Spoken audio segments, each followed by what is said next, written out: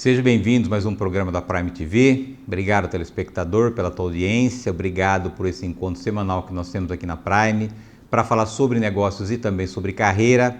Tenho hoje a satisfação de receber o Matheus Henrique Garcia. Matheus, que é Board Member na Ita Frotas e na Darius Educação e Consultoria. Matheus, prazerzaço receber o amigo aqui. Obrigado por ter aceito o convite. Desafio aí conciliar as nossas agendas, mas fico muito feliz de saber que hoje a gente vai poder conhecer em mais detalhes a sua trajetória, a tua história profissional, seus planos para o futuro. Então, seja bem-vindo ao programa da Prime TV. Puxa, eu que agradeço aqui a oportunidade de estar com vocês na Prime Leads. Acho que vai ser bacana poder contar um pouquinho da minha história, da minha jornada.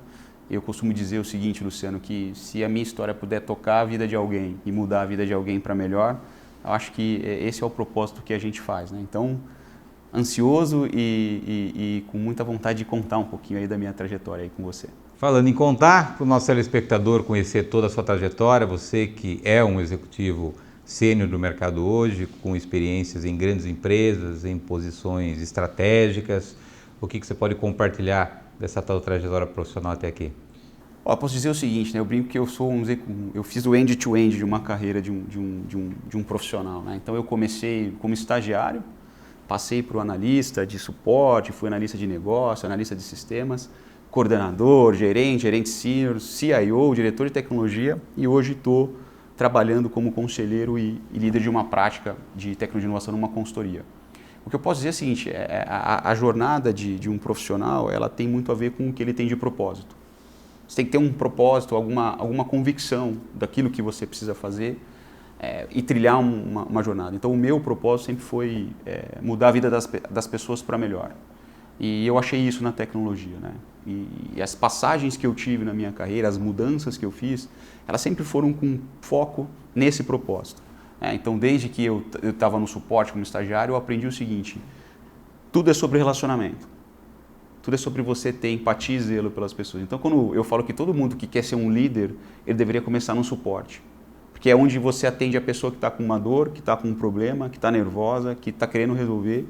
E você tem que ter essa capacidade de ter empatia, que é você sentar do lado entender a dor dela, mas o zelo, que é quando você cuida do problema dela como se fosse seu. Quando as pessoas passam a perceber que você tem empatia e zelo, a coisa fica mais fácil, a conversa fica mais fluida.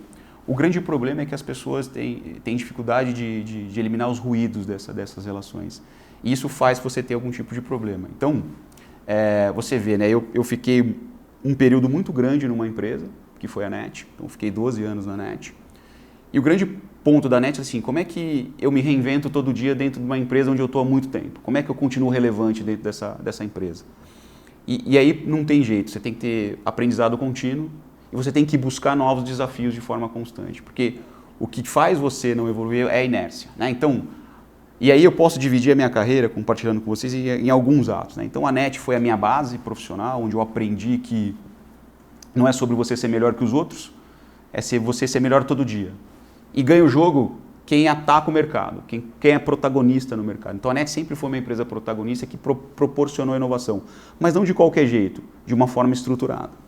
Só que depois de 12 anos na NET eu comecei a me questionar o seguinte, puxa, eu conheço muito desse negócio, eu compreendo bem esse setor, mas será que eu sou um cara que consegue compreender qualquer tipo de setor? Será que eu consigo entrar numa outra empresa, entender o DNA dela e trabalhar tudo que eu conheço na NET? E esse foi meu motivador de sair da NET para a CVC. Minha primeira experiência com empresa familiar, uma empresa de 40 anos de história que estava acabando de fazer uma transição de um investimento recebido pelo Grupo Carlyle. E a ideia era chegar lá e falar assim, puxa, como é que eu vou falar para uma empresa que tem um DNA de 40 anos de transformação e inovação, que a gente precisa mudar esse mindset e trazer a tecnologia como pilar. Então, o primeiro grande desafio lá foi como entender a cultura e o DNA dessa empresa. E isso eu levei para todas as jornadas. Assim, o maior desafio que você tem é você entrar numa empresa e entender o DNA e as pessoas. Porque o conhecimento você tem, o repertório você tem, o mindset sobre o que você vai fazer, você tem, mas você conhecer as pessoas e o DNA da empresa é mais importante. E aí, depois de muito tempo lá na CVC, qual foi o grande desafio lá de carreira? Como que eu prego uma empresa que era analógica, que era focada em lojas físicas, e levo ela para o mundo digital, para o mundo Naquele momento as grandes OTAs, a Decolar, Booking.com, estavam chegando no mercado e começaram a morder um pouco esse setor, né? Então o grande projeto, a grande iniciativa era assim, pô, como é que eu conecto a CVC para o mundo online? E foi um dos grandes projetos que eu fiz na minha carreira, consegui trazer todo o conteúdo de hotelaria, de aéreo, de circuitos europeus, de seguros, para dentro do ambiente da companhia, combinando esse físico com o digital. Depois de algum tempo na PDG, na CVC, eu achei que era hora de me movimentar e aí fui buscar um novo desafio, numa empresa na PDG. Aí você fala, pô, por que você foi para a construção civil, né? E a PDG foi meu MBA de vida real, porque eu entrei numa empresa que passava por um problema financeiro, mas tinha um planejamento muito bom, estruturado, os executivos muito fortes. A gente tinha Vinci Partners por trás da empresa, o corpo executivo já tinha tirado uma outra empresa de uma situação desse tamanho. E a ideia lá era assim, como que eu transformo essa empresa com tecnologia? Só que ao longo do caminho a empresa foi tendo algum tipo de problema de caixa e tal, e a gente começou a ter desvio de fluxo, e ali eu recebi a minha primeira oportunidade como CIO. Eu era um gerente executivo, eles me convidaram para assumir essa posição, só que a gente estava prestes a abrir uma RJ. Então, como é que você inova e traz tecnologia para uma empresa que está no RJ? Você entendendo o setor e você entendendo um pouco da companhia.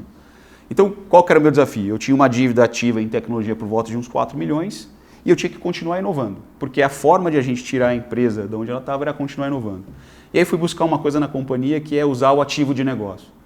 A nossa companhia tinha imóveis, ela tinha um bom landing banking de imóveis. E aí que eu falei assim, puxa, eu consigo pagar a dívida de fornecedores através de imóveis, através de permuta de imóveis? Naquele momento a pessoa me perguntou, mas como assim? Poxa, a gente faz uma troca, eu pego a dívida e dou uma laje de um escritório para uma empresa que está precisando. Isso foi um sucesso. Basicamente 80% da dívida a gente trabalhou com permuta de imóveis e essa moeda, na época o presidente falou assim para mim, agora que você achou uma moeda, sua moeda para inovar também pode ser essa. E aí, um dos grandes projetos que eu fiz foi o novo site da PDG, porque a gente precisava escoar o que a gente tinha de landing bank em vendas, e eu comecei a pagar a inovação também com permuta de imóveis. Mas o mais importante da PDG foi viver uma RJ. E aí, quando você vive uma RJ, uma recuperação judicial, você percebe que assim, o seu maior responsabilidade é cuidar das pessoas que estão lá. Era cuidar da mentalidade das pessoas, era cuidar de como que elas tivessem saúde mental. Por quê? Porque era muita pressão. Todo dia a gente tinha que discutir com alguém por que eu não ia pagar. Ou que eu tinha que postergar uma dívida, mas eu ainda tinha que executar as coisas. Então, foi muito importante esse lado da minha trajetória, porque eu aprendi a entender. Mesmo que você não quer ser um cara de negócio, nesse momento eu precisava entender o negócio, porque quando a gente fazia a permuta de imóvel, só para você ter uma ideia, eu que tinha que ir lá levar a pessoa a conhecer o imóvel. Então eu tinha que ser meio corretor, um pouco suprimentos, um pouco financeiro. Então se aprende a entender a companhia. Depois de 2 anos e meio, a empresa decidiu efetivamente entrar na RJ e aí eu fiz uma transição, porque a empresa acabou virando uma operação financeira por um período. E eu fiquei um tempo fora e fui mergulhar no mundo das startups. Naquele momento começou a ter o boom de startups, isso era 2017. E comecei a mergulhar, fui tirar a startup do chão, fui conhecer a aceleradora, fui entender como que fazia financiamento, investimento. E nesse caminho apareceu a Lynx. A Lynx na minha vida foi uma oportunidade de conhecer a tecnologia do outro lado. Então eu sempre fui um consumidor da tecnologia como executivo, mas agora eu estava do outro lado. Como é que é ser o provedor da tecnologia para os executivos? Só que o meu papel na Lynx ele era maior ainda, porque eu tinha que falar para uma empresa de tecnologia que ela precisava transformar a tecnologia dela porque estava obsoleta. Então você imagina, o pessoal fala, mas como assim? A gente é de tecnologia. Você está falando que dentro de casa a gente é obsoleto? E de fato era, né? A conversa que eu tive com o presidente, que é o Alberto na época, eu falei assim, Matheus, eu preciso de alguém para transformar a gente como a gente faz com os nossos clientes. E foi uma jornada pequena, mas uma jornada muito promissora, onde eu pude redesenhar todo o modelo de operação da Lynx no formato de squads. A gente era muito tradicional, então a gente começou a trabalhar no modelo de squads multidisciplinares, para aumentar a entrega que a gente tinha, e o grande desafio da Lynx era assim, muita vertical de negócio, e essas verticais não se falavam, não tinham conexão com o sistema corporativo. Então eu criei um grande projeto de integração tecnológica, que na minha visão é o que habilita uma transformação digital numa empresa, é quando você consegue conectar os dois mundos, mesmo que sejam mundos diferentes, e isso passa por uma camada de integração. Depois de um tempo, de 1 ano lá, eu tive uma questão pessoal com a minha esposa descobriu um câncer de mama, no início de 2018, e aí a gente estava em alguns movimentos lá de consolidação na Lynx e eu achei por bem nesse momento sair para poder acompanhar o tratamento dela, para poder estar com ela, perto dela. E acabo saindo da Lynx no início de 2018. Graças a Deus minha esposa está bem, fez o tratamento, está tudo certo, já fazem 5 anos. Mas foi um momento importante de vida, de carreira, de movimento pessoal, de estar perto dela nessa história. E aí, nesse inteirinho que eu fiquei no tratamento dela, eu recebi algumas propostas, né, de trabalho, mas nenhuma delas encaixava. Eu tinha pedido para Deus esse momento, eu acredito muito nisso, assim, puxa, eu queria acompanhar minha esposa, em algum momento a oportunidade certa vai aparecer dentro desse propósito. E aí me apareceu a hotelaria. A hotelaria, acho que foi dos setores que eu trabalhei, o setor que eu mais senti prazer em trabalhar. Por quê? Porque toda a transformação que você faz na hotelaria, você sente imediatamente na ponta a reação do hóspede. Então, qualquer movimento que você faz, você consegue ter um retorno muito positivo. E lá foi a oportunidade que eu tive de criar um laboratório de inovação, chamado GJP Lab, onde a gente fez 8 inovações no setor de hotelaria, um setor que era analógico, bem pesado. E, puxa, uma dos destaques desse setor, eu acho que eu vou falando para o telespectador aqui, eles devem ter vivido essa situação que eu vou contar para você. Imagina que você vai num resort e você está lá na piscina. Aí você fica com a mão levantada lá tentando pedir para alguém vir te atender. Puxa, isso acontece em qualquer resort. O que a gente fez? A gente criou um sistema, uma inovação, que a gente tinha um web app, que a pessoa batia uma fotinho de um QR Code, fazia o pedido e isso ia direto para o PDV. E aí, o que eu fiz nesse momento? Eu transformei o garçom num delivery. Então, ao invés de a gente ficar pedindo, você pedia pelo app, esse ia direto para a cozinha e te trazia para você. Isso diminuiu muito o lead time e a satisfação do hotel. Bom, depois de passar por uma pandemia numa hotelaria, onde a gente teve que desligar 600 pessoas, foi um período muito difícil, um setor muito afetado, me apareceu a oportunidade da CIMED, onde eu pude fazer todo um trabalho de transformação digital de uma empresa familiar, uma farmacêutica que cresce muito, e com grandes projetos de transformação nos períodos de quase 3 anos que eu fiquei lá. Um dos grandes projetos foi a nossa plataforma própria do portal de vendas, que aumentou em muito a nossa capacidade de vendas e o nosso volume de vendas e colocou a empresa com o pé na transformação digital, né? Então, essa é o resumo aí, se eu puder resumir a minha carreira, uma carreira intensa, uma carreira bacana, onde eu tive muito aprendizado, mas foi muito satisfatório. Parabéns, Matheus. Uma carreira bastante consistente, com experiências em diversos segmentos. E agora tem novidade, né? Eu vou pedir a tua licença por um rápido intervalo, para que depois do intervalo você compartilhe conosco as novidades, para que o nosso telespectador continue acompanhando essa linha do tempo. Eu vou pedir, telespectador, a tua licença por um rápido intervalo. Na volta nós retomamos aqui o assunto com o Matheus. Nós voltamos no instante.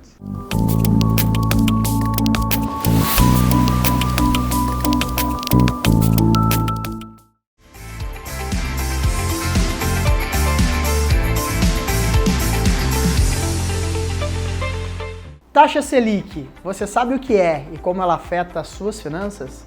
Meu nome é Guilherme Cagliari, sou sócio fundador da Fincare Investimentos e esse é o Minuto Fincare Safra Invest. Aqui você irá saber mais sobre negócios, economia e principalmente dicas de investimentos. Afinal, o que é a taxa Selic? Com certeza você já ouviu falar sobre ela e a cada 45 dias ela é um dos principais temas em relação aos nossos indicadores econômicos.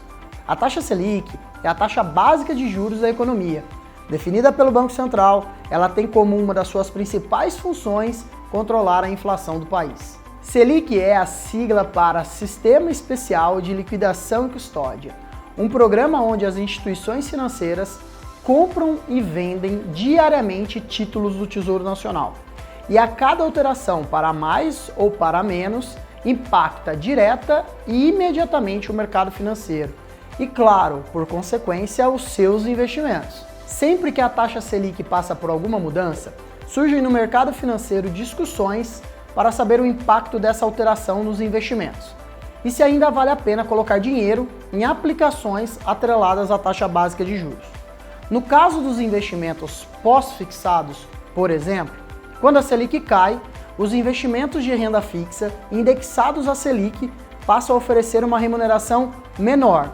E ao contrário, também acontece. Além dos investimentos domésticos, as variações na taxa Selic também têm a capacidade de atrair ou afastar aportes internacionais no Brasil. Uma taxa de juros mais alta pode representar uma vantagem competitiva para os investidores estrangeiros. Vale lembrar que a taxa básica de juros serve como um termômetro para o risco de crédito de um país. Quanto mais alta ela é, maior o custo do governo para emitir dívidas. Aqui no Brasil, os famosos títulos do Tesouro Nacional. Os países com economia mais consolidadas, como por exemplo Estados Unidos, Japão e Alemanha, têm taxas de juros bem mais baixas do que o Brasil. Em resumo, estar atento à taxa Selic é importante porque ela não só afeta diretamente os seus investimentos, como também a sua rotina diária, por interferir diretamente na inflação e como consequência nos preços da alimentação, combustíveis e demais itens. Se você quer saber mais sobre investimentos e ter segurança e orientação adequada e segura para os seus investimentos, entre em contato conosco pelo link disponível ou pelo QR Code aqui na tela, que o nosso time de assessores estará pronto para te atender e te ajudar a tomar as melhores decisões de investimentos para você atingir os seus objetivos. Fincare não é só sobre investir, é cuidar.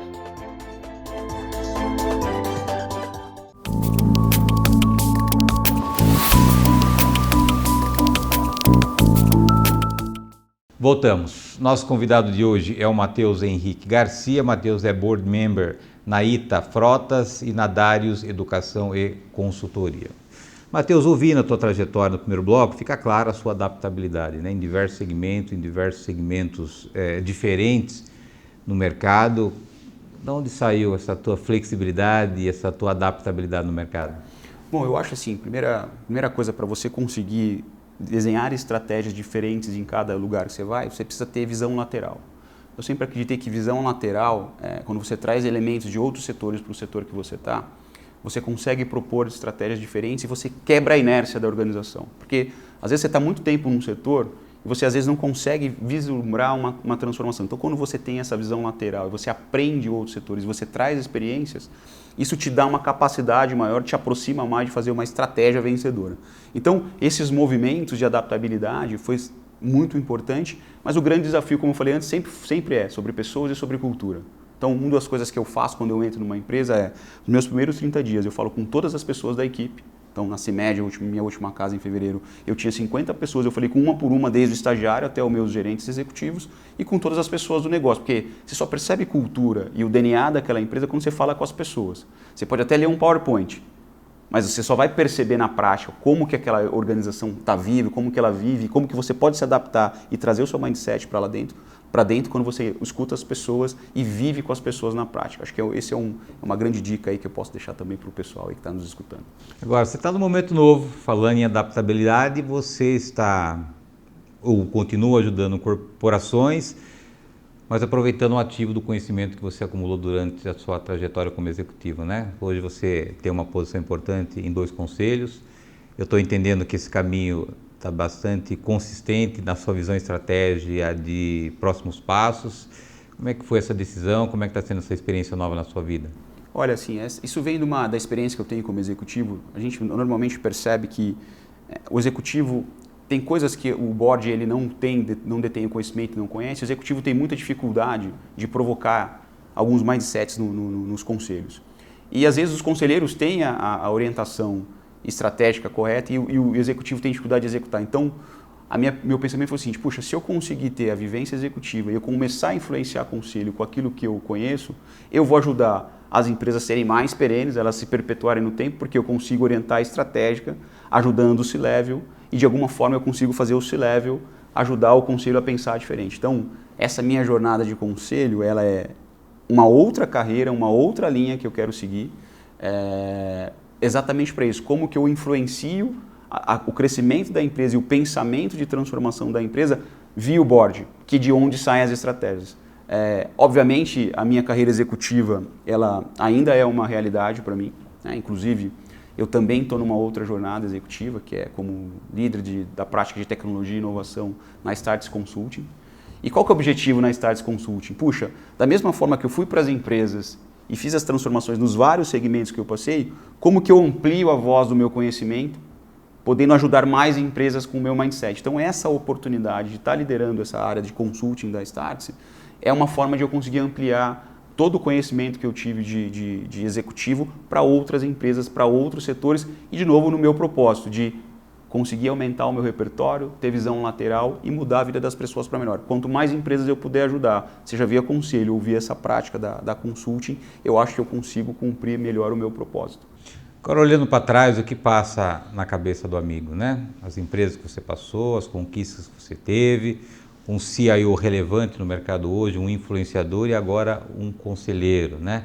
Sonhou em chegar onde você chegou, você planejou isso, as oportunidades foram aparecendo, você foi abraçando. Como é que foi essa tua história, Matheus? Olha, se eu te falar que foi um plano, não é uma verdade absoluta. Na verdade, o meu propósito sempre era resolver problemas que gerem valores para as pessoas. O que eu fui percebendo ao longo da minha trajetória, quanto mais para cima eu conseguia estar, mais autonomia e mais força eu teria para fazer isso. Só que a jornada do que eu tive até agora, você sempre vai ter algum motivo para você desistir. Sempre. Só que o seu foco, a sua resiliência e a sua convicção, ela sempre tem que ser maior. Isso toca o que eu falei anterior, o seu propósito. Você tem um propósito, você tem convicção nisso, por mais que você tenha que adaptar a rota, óbvio, você vai ter que pivotar essa rota, vai ter que adaptar essa rota, você tem que ter convicção em cima do propósito que você tem. As pessoas em algum momento vão achar que você não sabe o que você está fazendo, que isso não vai dar certo, Sonhador. que você é sonhador e tal, mas se você tem convicção, você tem um foco e você acredita nisso, vai para frente. Continue. Então, quando eu olho para trás, vejo tudo o que eu passei, desde da minha história na minha infância, quando eu tive que trocar de uma escola particular para uma escola pública, onde você aprende a ter que viver com uma diversidade diferente. Quando eu lembro que eu tinha que estudar e eu trabalhava, eu estudava de manhã, ia para casa para almoçar porque não tinha dinheiro, eu voltava para a faculdade, ia trabalhar à noite, saía 1h da manhã, acordava às 5 para estudar de novo. Quando eu olho para toda a jornada que eu fiz de carreira, que não foi fácil, tiveram seus desafios, eu percebo o seguinte, e eu tenho orgulho disso. Todas as pessoas que trabalharam comigo, todas não, mas grande parte, uns 80%, 90% das pessoas que trabalharam comigo, hoje são pessoas melhores e profissionais melhores, né? E tem uma frase que eu gosto muito que é assim, você não é valorizado pelo que você tem no bolso, mas você é valorizado pelo que você deixa no coração das pessoas. Então, eu acho que além de você transformar a vida das pessoas, você tem que mudar as pessoas para melhor. Então, eu tenho muito prazer e muita satisfação de ter melhorado pessoas ao longo da minha carreira. Eu acho que fica a nossa história, né, Matheus? A Sim. nossa história é o quanto eu toquei em vidas, o quanto eu inspirei pessoas, o quanto eu desafiei pessoas, o quanto a minha história pode e deve inspirar outras pessoas. Você traz isso como, não como um peso, mas como uma visão de vida para você? Trago. Eu acho que assim, se você faz alguma coisa que você não melhorou a vida de alguém, que você não tocou alguém e essa pessoa não agregou nada de valor para a vida dela, eu acho que não faz muito sentido. Isso é na sua vida pessoal, é na sua vida profissional, é em tudo que você faz, é toda a relação que você tem. É nessa troca que a gente está tendo aqui, a gente tem que estar agregando valor um para o outro. Tudo que você faz tem que estar agregando valor um para o outro. Porque se você não estiver fazendo isso, não tem muito sentido, né? E essa coisa é aquela coisa que eu falei, da empatia e do zelo, é da relação humana. Se pudesse voltar atrás, mudaria alguma coisa na sua história? Não mudaria nada. Acho que eu tomei, as decisões que eu tomei, algumas difíceis, algumas mais fáceis, mas eu acho que quando eu olho para essa minha trajetória, eu consegui cumprir até agora aquilo que eu acredito. Óbvio que às vezes você tem, quando você é executivo, você tem solidão no poder, e aí você se sente perdido, e às vezes você não tem com quem conversar, e aí você tem que ter a capacidade de fazer isso. Às vezes você sente angústia de fazer o movimento que eu estou fazendo, puxa, deixar de ser executivo de uma grande empresa para apostar numa outra carreira, você sente angústia, você tem que conciliar uma questão familiar, mas no final do dia, quando você olha para o propósito que está sendo construído, eu fico feliz de estar conseguindo cumprir com o meu propósito, que era de transformar a vida das pessoas para melhor, através daquilo que eu recebi de dom, que eu consigo fazer, do repertório que eu adquiri na vida inteira. Falar de receber de dom, você é uma pessoa muito focada, né? Uma pessoa que não tem medo de desafios. Eu tenho 1 minuto para acabar o nosso programa. Se você pudesse deixar aqui uma mensagem para o telespectador, aquele que talvez esteja te assistindo e que sonha chegar onde você chegou, o que você diria para ele, Matheus? Bom, eu vou destacar 4 pontos aqui bem rápido para vocês. Primeiro, tenha um propósito. O seu propósito é que vai te fazer você chegar longe e conseguir trilhar a sua carreira. Segundo, nunca pare de aprender. O aprendizado é contínuo, a gente sempre tem que estar aprendendo, porque o que você fez ontem não vale para hoje, então você tem que aprender. 3, cria relacionamentos verdadeiros, para que você possa tocar a vida das pessoas e transformar as pessoas. E 4, tenha flexibilidade e adaptabilidade. O mundo, ele é abundante, ele é incerto e você tem que se adaptar às situações. Então, se você conseguir tocar esses 4 pontos, eu acho que você vai ter bastante sucesso naquilo que você está fazendo na sua jornada e na sua trajetória de carreira também.